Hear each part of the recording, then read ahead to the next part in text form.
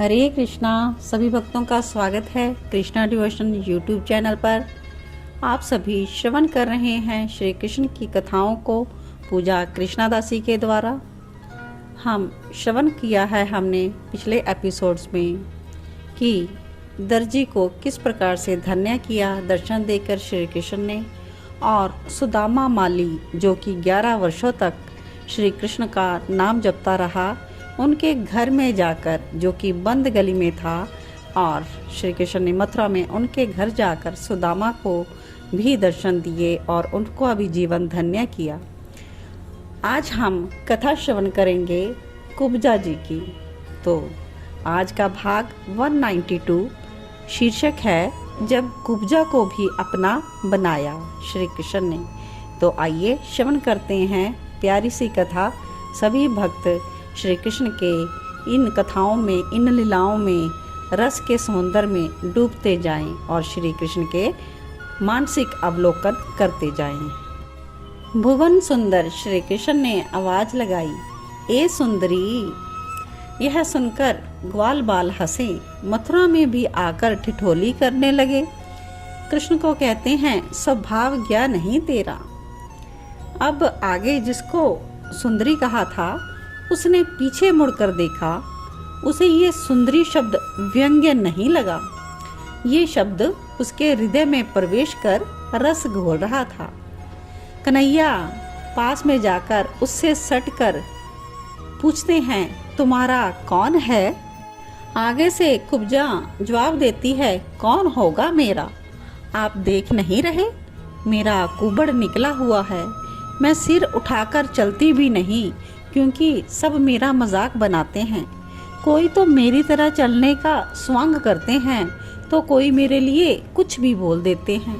पर ऐसा कहते हुए वो रुक गई और देखती रही भुवन सुंदर को, और कहती है, सुंदर तो तुम हो, मैं कहाँ की सुंदरी, पर तुम्हारा कहना मुझे व्यंग नहीं लग रहा। वो श्री कृष्ण को देखकर बोलती जा रही थी।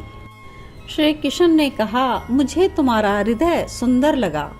आपका हृदय सुंदर है। रसी कंवर ने उसका हृदय भी छू लिया इतनी बात कह के। हाँ, तुम सुंदरी हो, मैंने कोई व्यंग्य नहीं किया। कुब्जा कहती है, नहीं नहीं, मुझे छुओ मत। तुम्हारे छूने से मेरी वासनाएं प्रकट हो रही हैं, और मैं तुम्हारे जैसे भुवन सुंदर की कैसे हो सकती हूँ? मैं तो एक सामान्य पुरुष की भी नहीं हो सकती, तो तुम्हारी कैसे? नहीं। कुछ देर तक वो चुप रही और फिर रो पड़ी। कहती है, मैं दासी हूँ, मैं दासी ही रह सकती हूँ।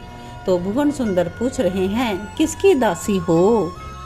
कुब्जा मेरा नाम है, अपना परिचय देती है, मैं राजा कंस की दासी हूँ। अब आगे वर्णन कर रहे हैं कि कुब्जा का पता कैसे श्री कृष्ण को लगा। कृष्ण तो गए थे सुदामा माली पर कृपा करने, और सुदामा माली पर कृपा करके वापस राजमार्ग पर आ गए थे। श्री कृष्ण अपने बड़े भाई और सखाओं के साथ खड़े हुए थे। तभी एक सुगंध का झोंका सा आया, चंदन की सुगंध, केसर की भीनी भीनी सुगंध।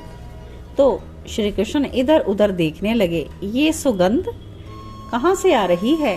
तो श्री दामा ने इशारा किया, वहां से यह सुगंध आ रही है।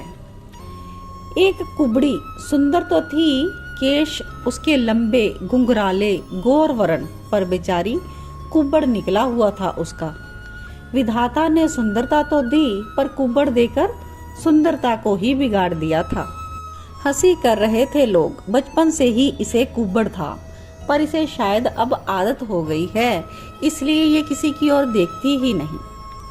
इसके हाथों में स्वर्ण की एक डलिया थी, उसमें ही स्वर्ण की छोटी छोटी कटोरियां थी।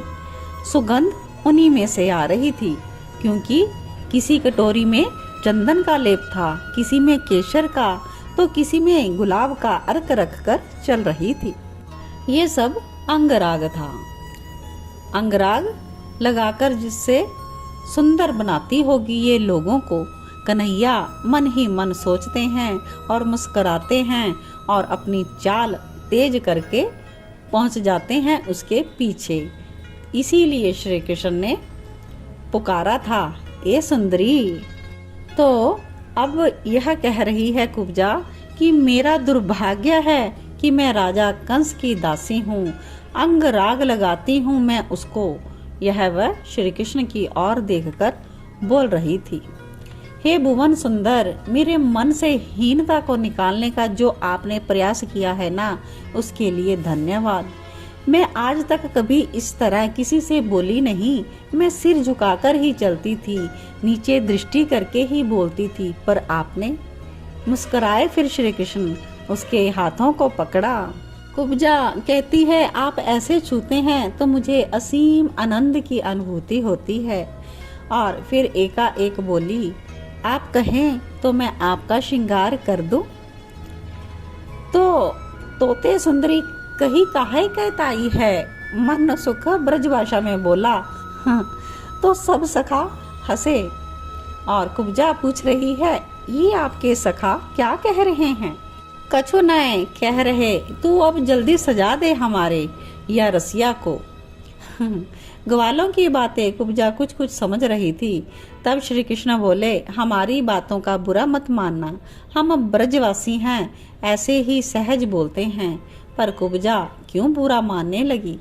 उसने अपनी डलिया से चंदन का लेप निकाला, फिर केशर का। उसके हाथों में कला थी, अद्भुत कला। श्री कृष्ण के मुखमंडल में कैसे उसके हाथ चल रहे हैं, जैसे रुई में गुलाब जल डालकर उसने चंदन से आनन को पहले पोंछा, फिर उसने सजाया। कस्तूरी का तिलक, केशर और चंदन की पत्रावली कपोल में कितनी शीघ्रता से ये वो सब कर रही थी। रस पूर्ण हो गई थी ये कुब्जा आज। वैसे ही सुदामा माली के भाव से चरणों तक झुक आई माला श्री कृष्ण के गलों में। उस पर श्रृंगार और कर दिया इस कुब्जा ने। बहुत सुंदर लग रहे थे अब कृष्ण। वो मुस्कुराई, फिर एकाएक उसके नेत्र छलक उठे।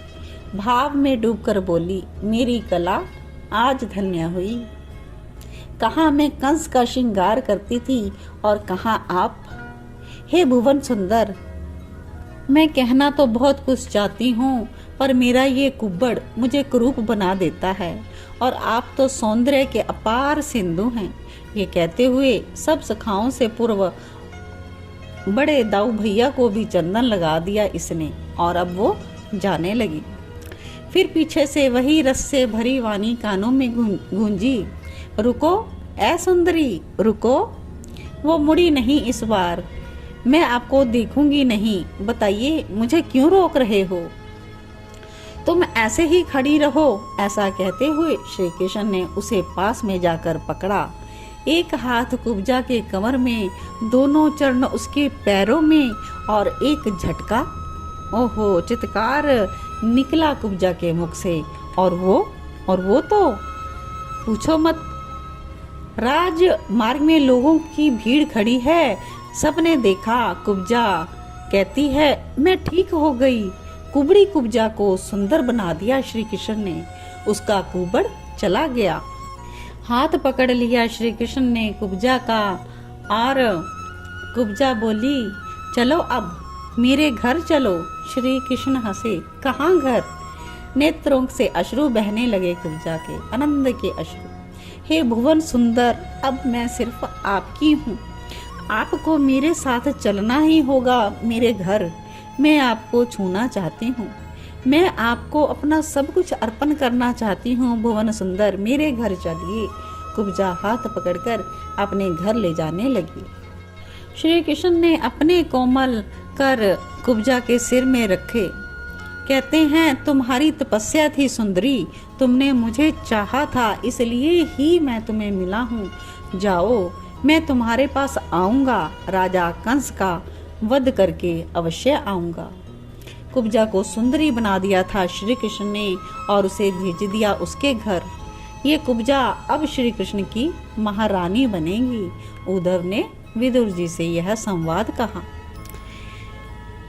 और विदुर जी के मन में प्रश्न करते हैं कि उद्धव, कुब्जा को श्री कृष्ण ने क्यों कहा कि तुमने मुझे पाने के लिए बहुत तपस्या की।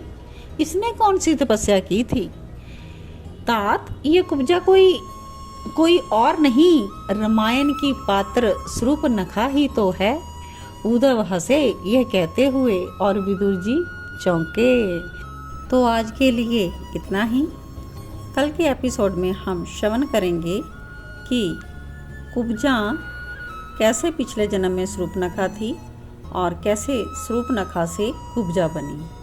तो कल के वीडियो के लिए आप सभी वेट करें। जो भी कृष्ण लीला का श्रवण करना चाहते हैं वो मेरे नेक्स्ट वीडियो को ज़रूर श्रवण करें और अपने कमेंट्स ज़रूर देते जाएं कि आपको एपिसोड्स कैसे लग रहे हैं। प्रभु की कथा में से आपने कैसा रस का पान किया, क्या आपके मन में भावना उत्पन्न हुई प्रभु के प्रति और आपका मन कितना निर्मल हुआ। क्या कथा श्रवण करते समय नेत्रों से अश्रु झर जाते हैं? क्योंकि प्रभु की जो तपस्या है, जो लोग भी उनको पाने के लिए तप करते हैं, भक्ति करते हैं, प्रभु कभी भी व्यर्थ नहीं जाने देते और एक ना एक दिन दर्शन ज़रूर देते हैं। तो सभी विश्वास के साथ, श्रद्धा के साथ लगे रहें कृष्णा डिवोशन चैनल, भक्ति चैनल पर। आपका अपना चैनल, भक्ति करें, भक्ति करवाएं और यही प्रसार करें सभी। और इस चैनल को सब्सक्राइब करना ना भूलें, ज़्यादा से ज़्यादा शेयर करें। मेरा तो आप सभी को यही कहना है। आगे हरि इच्छा। हरे कृष्णा, हरि हरि बोल।